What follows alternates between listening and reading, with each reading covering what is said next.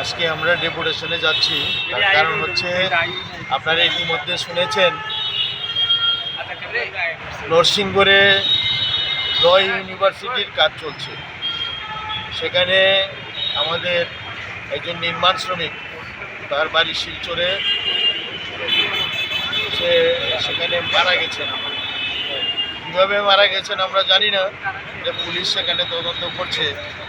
আমরা সেখানে সংগঠনের তরফ থেকে তদন্ত করতে যাই এবং আমাদের সঙ্গে ছিলেন দুইজন বিধায়ক, মাননীয় সুদীপ সরকার মহোদয় এবং মাননীয় নয়ন সরকার মহোদয়।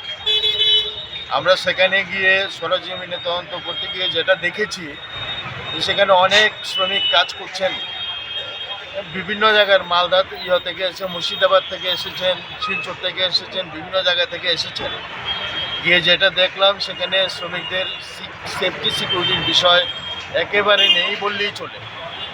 সেখানে আমরা এটা দেখে শ্রমিকদের সঙ্গে কথা বলি, শ্রমিকদেরকে ডাকি। সেখানে বেশিরভাগ শ্রমিক বলছে সেফটি সিকিউরিটির বিষয় সেখানে তারা পাচ্ছে না। হ্যামলেট নেই, বেল্ট নেই, জাল নেই, ফার্স্ট এইড বক্স নেই, এই সমস্ত কিছু নেই। অথচ প্রচুর শ্রমিক কাজ করছে, 4 তলার উপরে দাঁড়িয়ে কাজ করছে। এটা ঝুঁকির মধ্য দিয়ে কাজ করছে সেখানে। আমরা এটা দেখেছি সরজমিনে তদন্ত করে। আমরা সিদ্ধান্ত নিয়েছি সংগঠনের তরফ থেকে, বিষয়টা শ্রম দপ্তরের বিষয়। শ্রম দপ্তর জানি না, সেখানে এত বড় কনস্ট্রাকশন চলছে, শ্রমিকদের নিরাপত্তার গ্যারেন্টি নেই, 100% নিরাপত্তার গ্যারেন্টি নেই।